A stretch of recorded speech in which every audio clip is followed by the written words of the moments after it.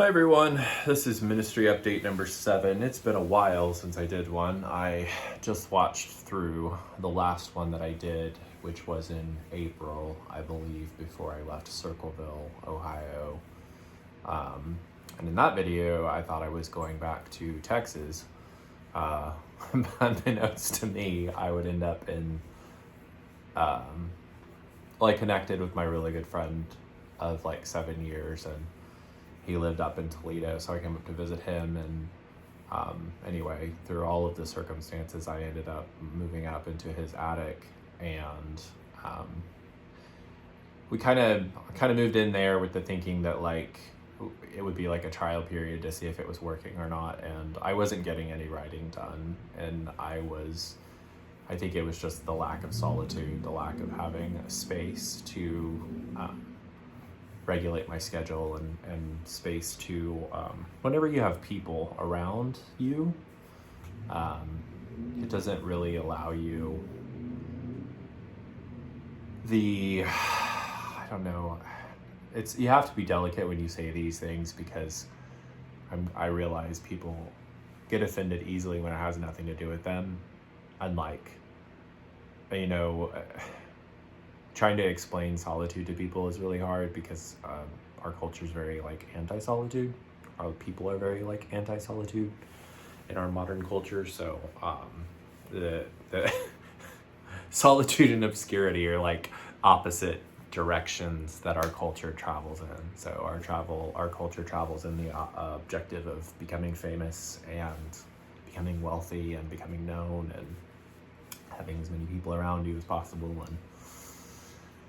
And my journey, the way God's led me, has been the opposite direction, and it has continued to go in the opposite direction. Even more so in the last 6 months, I think God is taking me further in the opposite direction. And so I think in this update, I'm going to try to just bring you up to today from everything that's happened over the past 6 months. So the situation at the house with my friend. So I originally, one of the things that sticks in my mind that I want to share is when I left Texas, I was staying at the farm and I was in solitude, and I was in really deep, I was on a really specific, God had me on a really specific diet, and I was in solitude, and I was spending every day with the Lord, and we were very close, and we're always really close, but it was just a really connected time with the Lord, and I knew that He was calling me to leave the farm and go somewhere. And I thought I was going to Seattle, but I would end up in Circleville. But anyway, He asked me during that period, He was like, I want you to know that if you choose to obey me in this, what I'm asking you to do, to leave the farm and leave Texas and go where I send you, He said, you will not see your family or your friends' faces again. And He told me that, and I had to process that for 2 days. What does that mean? I know God wasn't saying eternally I would never see them again. He was talking about on the earth. So I was okay, so if I choose to obey you and do what you asked me to do, then I won't see my family again. I won't see my friends again on this earth. Okay, cool. So I guess my processing that, it's we don't know how many days God's given us on the earth. I think about that. I'm 43 now. So at any moment I could have a heart attack and die. Very realistically, God could take me at any time, right? Even when I'm 18, God could take me in a car accident, or take me in a plane accident, or a plane engine could fall out of the sky and crash on me. There's this element of I don't know, for some reason as humans we think we're invincible on this earth and we're going to live forever. But no, that's not reality. Reality is that God holds our lives in His hands, and it's Him who determines our days.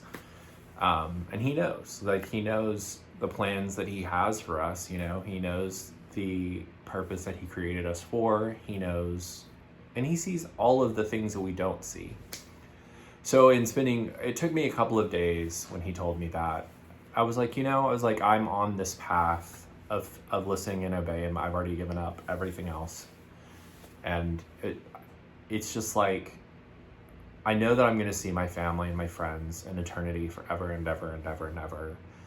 I want to be obedient to the Lord, no matter the cost to me. And it sounds really religious to say that, but it's not, because that's really my heart. And anyone that really and truly knows me knows that's my heart. I am a deeply flawed person. I have a lot of issues ongoing, but God is working in my life, and he's still working on the parts of me that are very broken. And I am doing my desperate attempt to listen to his voice and to obey him as best as I know and understand. That has been my goal since he pulled me out of darkness, since he took me out of that life I was living for myself and set me on this journey. And the whole point of the journey was to listen and obey. God was like, listen and obey. So I have tried my best to listen and obey, even when it made no sense, as long as it lined up with his word. So, and nothing in that, like God telling me that I wouldn't see the faces of my family and friends again if I chose to obey him, that doesn't like disagree with his word. He's God over our lives. So, all the way in scripture, there's so many, God just owns he's sovereign, over our lives. We don't choose when we're going to die. He chooses it. So he's counted our days. He's written them in the book. There's so many scriptures to back up that he holds our lives in his hands, and he sees everything we don't see. And so I came to that point where it's like, yes, Lord, I will choose to obey you in this, because at any point in this journey, I think I've realized that if I stop doing that, there's no point in even having a relationship with God anymore for me, because I've come that far in this journey that there is no turning back. Because if there is turning back, then it's like a turning away. That's how far I've come. So it's almost like to the point where I can't stop listening and obeying, because if I do, then I might as well just walk away and not continue with anything. Might as well stop writing the books, might as well stop. All of this stops, all this ends. There is no other life for me. And then I don't think my family and friends realize it, that I've given away everything so many times now that I don't exist anymore in this world. And in that sense, like, I'm connected with my family right now in like communication, because we're speaking. I went into solitude again, and then came out of solitude. But I don't really exist anymore in this world. Like, I exist solely to serve God in this world, to do what he's called me to do. I do not have free reign over my choices like I used to, where I used to could just make my own decisions about things. It's not like that anymore for me. But that's because I've chosen this life that he's asked me to live. So until he frees me from that, like, I'm still bound by it. So anyway, so I came up here, I moved in the attic. It wasn't working out. I was door dashing. I couldn't get any writing done in the house. I had 2 roommates. It just was not working. The spiritual atmospheres, anybody who knows me knows I'm really sensitive. I've got my own issues that flare up around people. So I made the choice to move out of his place, and God provided an apartment, this apartment that I'm in right now. I'm in my writing room here. He provided this little 1-bedroom apartment, and it's like literally, I think it's 2 blocks from where my friend's house is. So it's like right by, anyway, so, but God provided this apartment like in like a day. I think it was like 24 hours from making the decision to like, okay, God, I need some place to move to. And I knew I wasn't supposed to go back to Texas. Like, every time I think about that, I would love to go back to Texas, would love to see my family and friends again, would love to live on the farm, would love to go bowling and do all of the things that I desperately love and miss. I would love, like, if I could choose the life, if I could choose the life that I would like, I would like to live on the farm. I would like to hang out with my friends. I would like to go do the pool tournaments. I would like to go up and see my family, have holidays and all of that. That is the life I would choose for myself if I could choose, but I'm not choosing those choices. So this is the life that God's given me. So I went into solitude again, deep solitude again for the summer. I was just door dashing and writing the books, so I got up to 71 books. So that's what was published, and then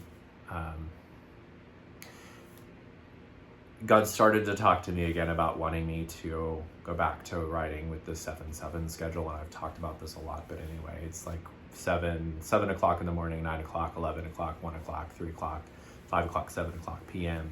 to pray and write each of those times. So for about 30-45 minutes every single 2 hours, I'm spending praying and writing on the books.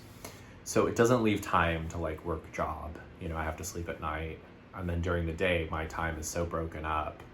You know, what job is going to hire me to work an hour every couple hours? Like, it just is not feasible. So anyway, so God was talking to me a lot about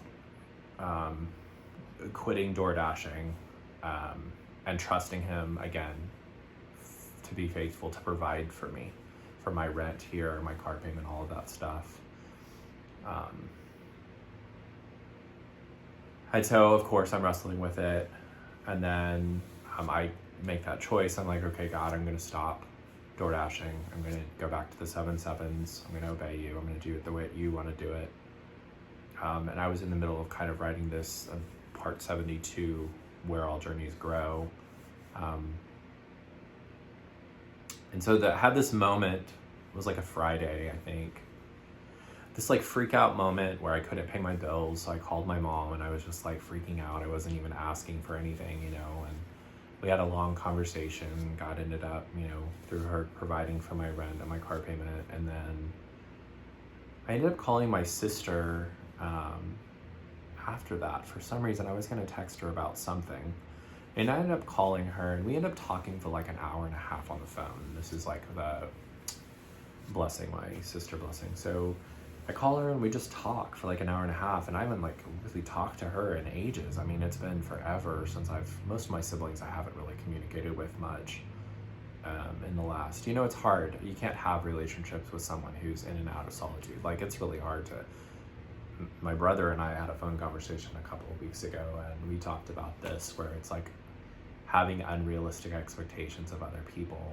When you make a choice to go and serve God and go into solitude and stuff, you are breaking all of your relationships.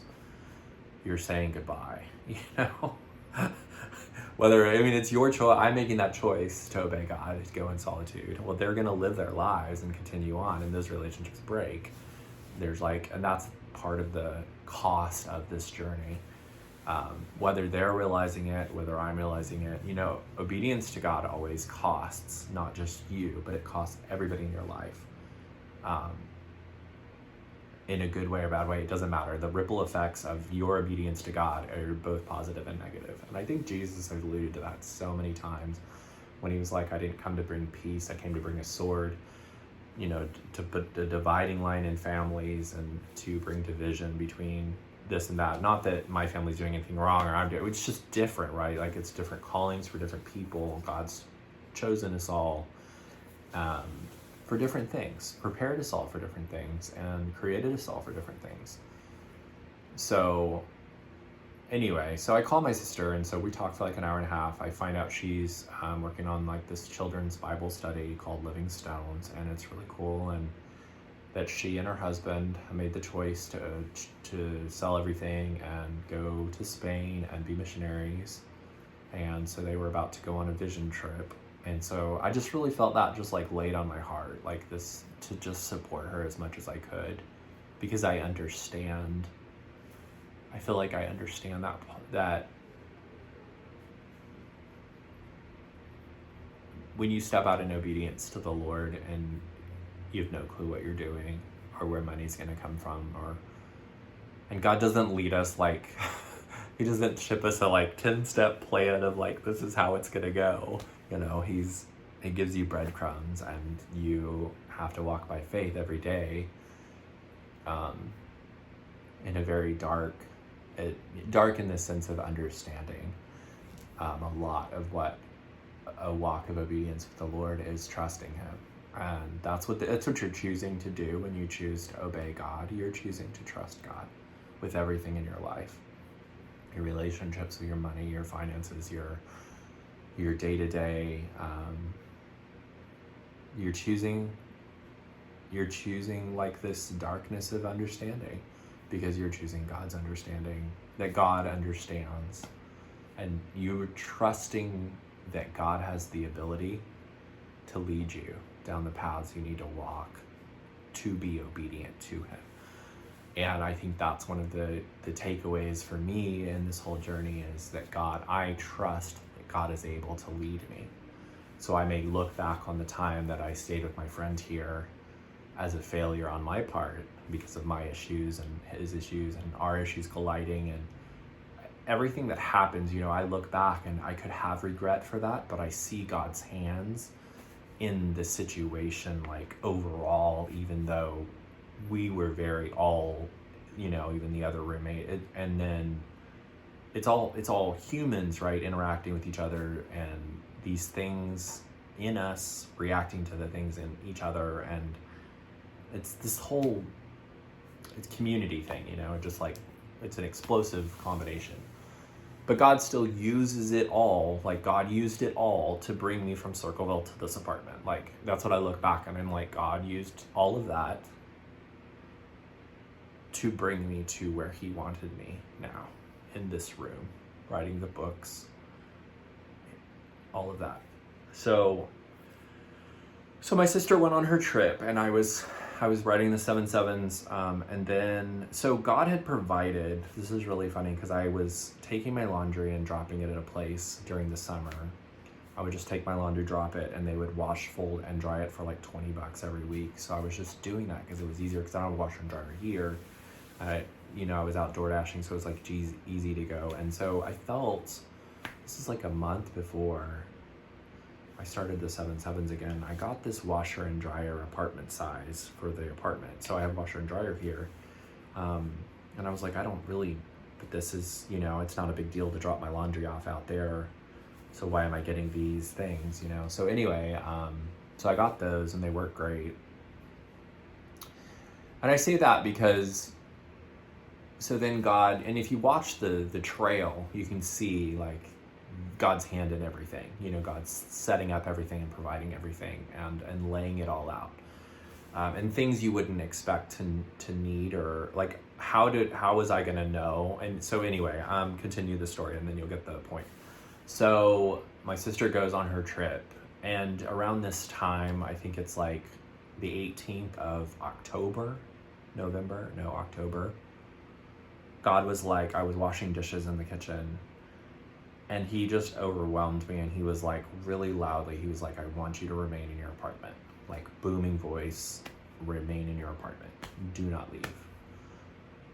So I was like, okay. I was like, okay, I'm not going to leave my apartment. Cool. So I'm doing the 7/7s, writing the books, trusting you to provide. So now I can't, not only can I not work, but I can't even leave my apartment. So I'm like, okay, and then he was like, download the Instacart app so you can have groceries delivered. I was like, okay, so I re-downloaded the Instacart app so I could have groceries delivered. He's like, you'll have your groceries delivered. And so I processed through that. I was like, okay. And then it hit me that he had provided a washer and dryer literally like a month before. He knew what he was about to ask me to do. So he had already provided for it so that I could wash my clothes every week. I have clean clothes here because I don't have to leave my apartment because I have, I don't take, anyway, you get it. He'd already provided. So I was like, okay, cool. So my sister went on her trip. God told me to stay in the apartment. I haven't left the apartment in almost 2 months now, I think. The 18th, will be 2 months. It's a long time to be in a one-bedroom apartment. But, looking back at this journey for 7.5 years, what God does when we serve him and when we seek to obey him and follow him and do his will for our lives, he's not ever going to take us to a situation that he hasn't already prepared us for. Like, that's what's so amazing for it. Like, have been prepared to be alone in an apartment. Like, he has done that through all of the times that he has, and he slowly did it, because if you look back at the journey, excuse me, if you look back at the journey, it was like, at first he was like, turn off your phone for 2 days, and then it was like 3 weeks, he just increased, it was like, and then the trip around the country driving was like 62 days alone with no contact with anyone. So he scaled up the solitude, and then it was a year and a half. And then I did this summer, and now I'm going to go back into solitude in January 9th. But he prepares us for what he has for us next in every way possible. So there's a lot of things that are like all playing in at the same time right now. But so my sister goes on her trip to Spain. I so have her on my heart, and so I'm praying for her 7 times a day and more, because God has me like waking up at like, God, right now I'm on this weird schedule. It's way past my bedtime now because it's like 8 p.m. But I had 2 naps today because I think God knew I was going to record this video. Anyway, so I'm going to bed around 7 p.m. and waking up around midnight. So when she was on her trip, I would just text her and encourage her, and in the middle of the night, which would have been daytime for them, and pray for them, pray for her. So I was literally praying for her like most of the day. And when I intercede, I don't know what it's like for other people, but when I am in that state of like interceding for someone and praying for someone constantly, I feel a lot of what they're going through.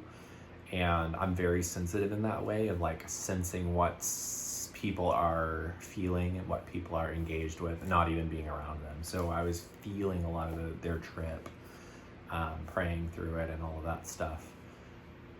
And I know that was really encouraging to her, and God's just been financially providing for me nonstop.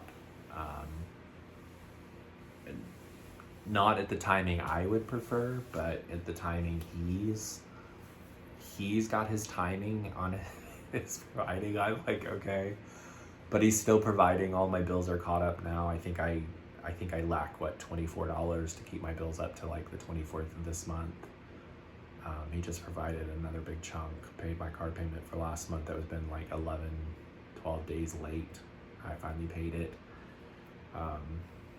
Caught my rent up. I had not paid, I've been paying like $100 a week. I just, everything's caught up now, except for like $24. So the other big thing that happened, this is related to the book series. I'm going to try not to get emotional with this, but it's a pretty big one, and I'm still processing it, so I'll try to tell you without getting all weepy-eyed. So anybody who's going to watch this knows the book series has been my life's work. It's been my calling, and it's been my what God has had me do. All of the sacrifices, everything that the price that I've paid to walk this calling the last 7.5 years has been extremely high. And so a couple weeks ago, God was like, it's time for you to give away the book series. And what he meant, and when God communicates with me, it's not just words, it's like images and thoughts and feelings. It's like, it's heaven speak, so it's a lot. It's just a download, basically, of just information. And basically what he was saying is it's time to, because I've known for a long time that I would lay down the book series when it was finished and walk away from it. Then I didn't really understand how that was going to be possible, right? Because as an author, a published author, you have books that are out there, and the royalties are coming to you, and there's like this connection to life that we have in our modern era that you can't really break away from. You can't just lie down stuff and walk away from it very easily. So he was like, you need to give away the book series, it's time. And he told me who he wanted me to give it away. And I'm not sharing that. If they want to share it, they can, but it's a couple. And I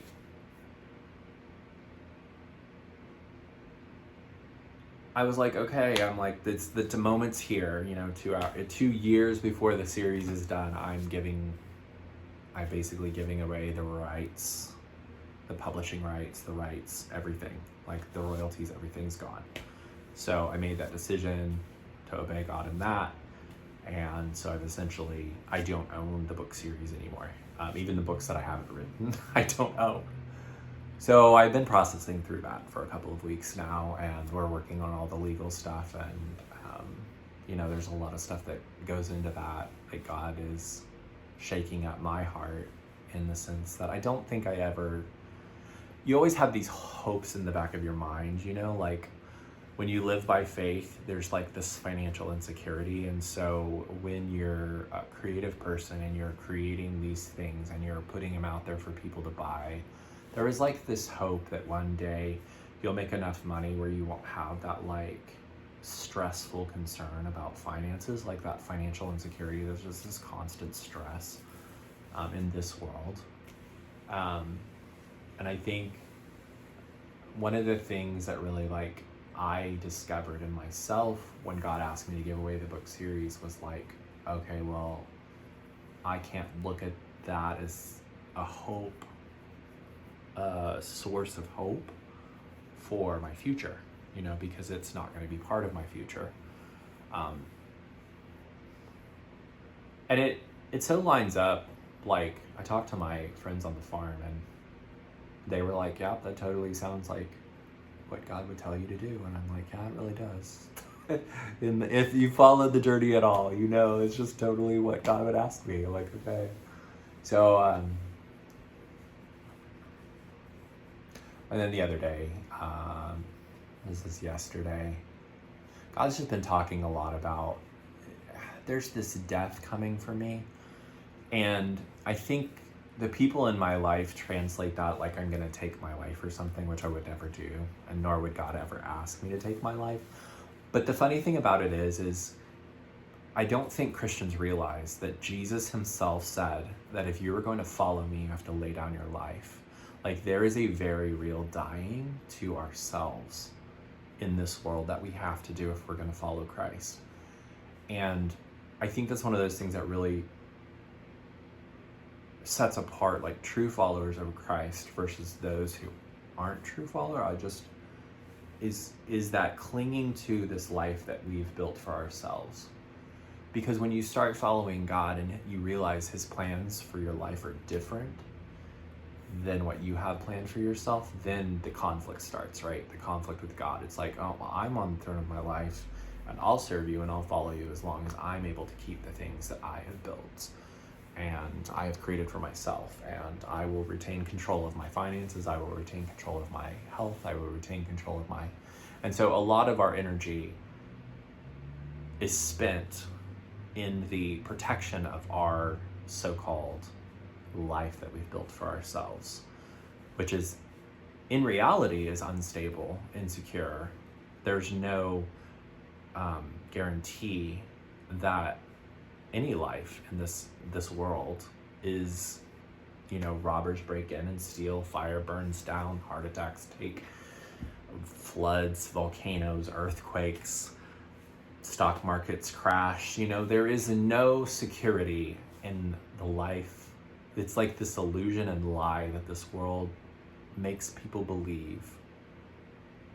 And so if you follow the journey that I've been on, it's God's been basically, I'm to the point where, when he's give away your book series, it's okay, yeah, you've asked me to give away, I had everything in Reading. First I gave away my, my computer, and then I gave away my artwork, and the whole journey has been God saying, give this away. I've given away 3 cars now, it's okay, I've given away, I don't know how many apartments I've had, completely furnished, everything I could ever want and need. And God's give it all to me and give it away. And so I've done that. I don't know how many times, let's count how many apartments I've lived in 7.5 years. How many times God has been give everything away and go. But I think it's to the point where my security and my foundation, even if I was brought down, God brought down me again to homelessness, it would not faze me. I would struggle with it, of course. Who wants to live on the street? But God would still provide for me, and I would be okay because I've been through that. And I don't know what the future holds for me, but every indication from the Lord is there's going to be a dramatic change in my life when the book series is finished. And everything that God is having me do now is preparing me for that massive change that's coming for me when I finish the book series. So I think that's one of the things that I want people to understand about my journey. Like when I say stuff and I communicate what God's communicating with me, is what God is doing with my journey the last 7.5 years. You've got to understand, like, there is a book series being written, and it's being written around the fires and the obedience and the change that's going on in me. All of that pressure and all of that heat and all of that motion is producing the book series. Like, that is what, like, God is, when God asks me to do something and I choose to obey, and everything that changes, I'm actively writing, right? So all of that spiritual motion, right? The spiritual changes and the physical, mental, emotional journey is being it's like God's pressing it into the book series, into each book. And we're coming into that part now of the journey where it's like the end. Like, there's only 2 years left. There's literally 22 books. 78 are done, basically. So we're coming to the point where the pressure is just going to keep increasing and keep growing and keep pressing in, because it's God pushing what he wants to push into the book series. And I'm starting to like really recognize that that's what's going on, where really and truly what's going on in my life does have very little to do with like me, and more so to do with what God is doing in and through me. And learning to understand that the pressure that's on me is for the purposes of going through me into creating these books that hold powerful words for other people. So I have to process through all of what God's doing. And people in my life have compared it to like Jacob giving up Abraham and Isaac. Yeah, Abraham giving up Isaac. There's all these comparisons. You can go to the Word and, okay, well, what's God doing with you? And let's compare it to Scripture. Okay, well, but Jesus said, that anyone wants to follow me, they have to lay down their life, take up their cross, and follow him. But that cross is going to look different for all of us. So, like, my cross looks like this. What does your cross look like? So for instance, kind of funny. It's like, okay, so give the book series away. The book series has never been mine. It's always been God's. God's started it. I just obeyed. God's written it. Believe me, I don't know where all the words have come that have gone in 78 books, but they have come and they've gone in the books. And I look back at the books and I'm like, when did I write that? God's been doing so much in and through me. But in my life, there's this fire and flames and churning presence of God that is at work in and through me. And I kind of feel bad for the people that I know or the people that are in my life, because that change, I don't know what it looks like from the outside. I'm experiencing it. So I don't know what people are looking at my life and what they're seeing, right? Because I'm just experiencing. I experience God's voice. I experience God's presence. I experience the obedient, the God asking me to do this, which most of the stuff he's asked me to do seems insane according to this world. So then I choose to obey it, and I'm watching from the perspective of the obedience playing out, right? As everything around me is shifting and changing, and I'm changing. And so we're coming into the season of the ultimate goal of God in this book series is the last book. I can tell you that right now. The 99 books lead up to the last book. The last book's called Where All Journeys End for a reason, because every other book pushes you towards that book, Where All Journeys End. And Where All Journeys End is going to be a very intense book to write. I'm going to take a year to write it. I'm just giving you stuff that God's told me. And so you can see that everything's leading to a point. So in that book, I'm going to experience what it's like to die and go to heaven and die and go to hell. So if you think about those two things, how does God prepare? And this is one thing he's kind of like brought me to the understanding of. How do you prepare a flawed human to partner with God in writing such a book as that? right? Like, how do you get a human, a broken, flawed jar of clay, from this broken space of living their own life to the point where they can be empty enough to allow God to write a book like that through them? That's this journey, from my understanding now. So everything is pushing in and pushing towards that book, which is only, I'm going to start writing that a year from February. So it's not that far away. And the books leading up to it are the final books of the series. So everything's starting to wrap up. And that's a really weird place to be in when something's been your life for so long. So I think why God's having to give away the series now is because I have to be emotionally free from the things like fame, fortune, all of those things, so that I can actually just focus on the obedience piece of my journey, right? Like, I am not doing this with any kind of financial expectation or fame expectation or look at me. You know, there is going to be a sense of obscurity obscuring my life that's coming, right? Like, the deepest solitude ever and the I don't exist anymore is coming. It has to come. Because if you follow the journey for 7.5 years, that's the direction that God's leading me on. Unless he just makes a 360 or a 180. But the journey has always been about solitude and obscurity.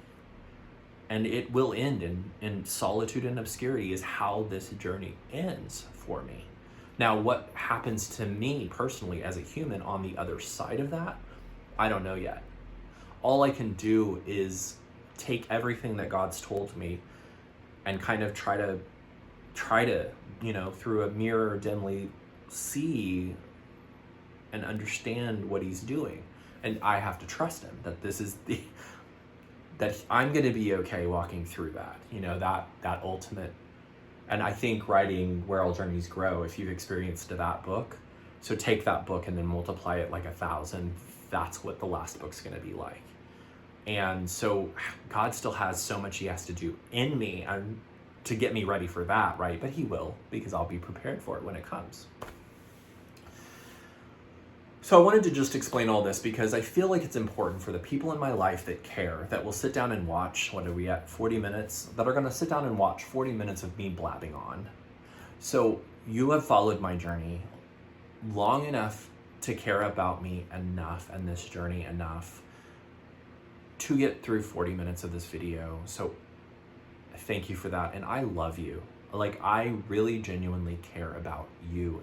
And that is one of the motivating factors of my life is I have understood one thing since God wrapped his arm around me in that parking lot that day and pulled me out of the darkest day of my life. And he said, you're going to listen and obey. And one of the things I think he really conveyed to me is that what he was going to do in my life would ripple through my whole family, my extended family, my friends, ripple out across the world, right? Like, because that's what happens when we choose to obey the Lord.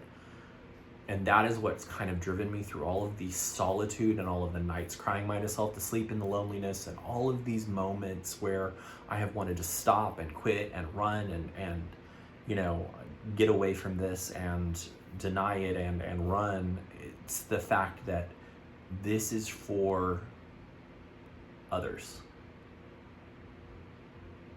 And the best thing, you know, I know my family wants me around and I know my friends want me around, but the best thing for you guys is that I obey God, is that I continue this journey, is that I walk this out, no matter the cost to myself, because it matters. My faithfulness to God, as broken as it is, and as much as I struggle with it, and as flawed as I am, matters for you, for your children one day. So I have blabbed on so much, but anyway, so that's where I think that brings us up till now. I'm living by faith, so I'm counting on trusting God to provide for me. My source is not any human. I am not, you know, desperately praying that this person or that person would give me a gift. I am trusting God to provide however he chooses to provide for me. So I'm working on a video game right now, and the time that I have between writing and praying, I can go in the other room, run in the other room, sit down, try to work on this video game that's going along really well. I just created a bunch of stickers to try to sell and so I can pay my bills. So God's doing a lot of things. And even that I see his provision, right? Because all my life I prepared. If you think about it, like just think about it. My whole life, God pushed me and guided me. And I mean, I studied writing in college. Who studies writing in college? I was a literary writing major at ORU. And even in that, like if you think about it, I did 64 credit hours. I didn't do any gen eds. I just did 64 credit hours. If you look at my transcript, it says 64 credit hours of literary writing classes. And then I dropped out. Like that's all I did. I just did my writing classes and dropped out. It was like, God has been preparing me every single moment of my life for this journey. And that's incredible. So, what does God have to do? I don't know. What am I doing? I don't know. I'm just trying day by day to get on my face before God, humble myself and ask him to give me wisdom and to keep me walking forward and give me endurance. And so I think for those of you who've managed to make it 41 minutes through this video, what I would ask if you're going to pray, that God would give me the strength, the endurance, and the faithfulness to finish this journey, to walk all the way to the end and write that last word on the last page and set down the pen and be done with it and lay it at his feet and walk away to whatever's next and finish this. And I want to finish this. So if you will pray about helping me, supporting me financially, it helps a lot to help paying my bills while I'm trusting God. Especially that last year when I'm writing that last book, because I think it's going to be so intense and it's going to take so much. A lot of the problems with writing the books is I'm so focused on God, that whenever I'm working or doing something else, it's taking me, I know why God wants me to just trust him, because I'm keeping my focus on him, and my sensitivity level to him and to his spirit goes really, really high. When stuff of the world comes and breaks in, people, emotions, holidays, family, all of these things, they're not bad things, they're good things, obviously. I'm not talking bad about them at all. I'm just saying for this specific journey, the reason for the solitude is the deep connection with the Lord, so that I can accomplish the purpose for which he created me, which this journey is why he created me. One of the reasons he created me, but so that I could bring him glory with my life in this way. So after saying all of that, I'm going to call it a night because I'm very tired and I think I have rambled on enough, but I love you dearly and thanks for watching, and we're gonna make it. I'm gonna make it. You're gonna make it. We're all gonna make it. We're gonna be in heaven forever and it's gonna be great. So until next time, thanks for watching.